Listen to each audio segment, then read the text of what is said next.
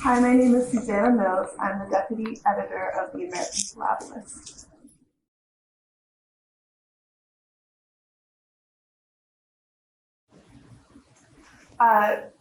So for the auction issue, actually most of the articles were pretty straightforward and didn't take too much additional time to, fact check or pass around for peer review, both of which are things that we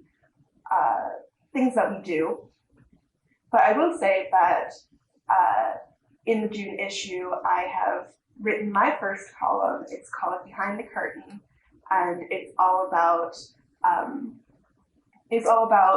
my earliest days at the American Philatelic Society. I was working in the back rooms of the APRL, trying to create a finding aid for the Thomas Alexander papers, which he had donated to the APRL.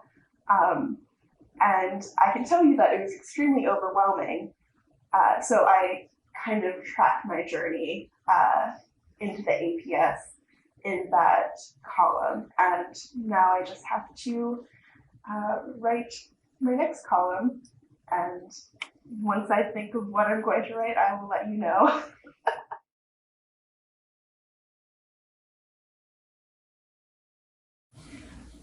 So the July issue actually covers a wide variety of topics, but I do have a couple that I want to point out.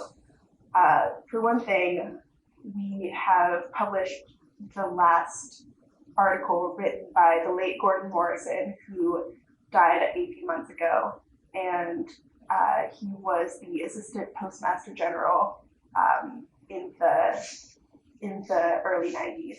He wrote this fantastic article for us all about the reorganization of the USPS from the United States Post Office Department into the United States Postal Service. And that happened in 1971, and he was there for the whole thing. And so he told us all about what that was like to be there. And he has,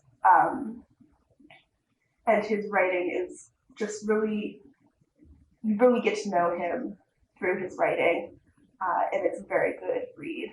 The other thing I wanted to point out is that the APS is recently working with the American Numismatic Association, and actually our big annual shows will be hosted at the same time, right next to each other in August at the Donald E. Stevenson Convention Center. So collectors will be able to go to both shows, go back and forth between the two exhibit halls, and see how much there is in common between coin collectors and stamp collectors. And we actually had a short article written by a member of both societies, Michael Turini, and he wrote about all of these connections that our two collecting areas share.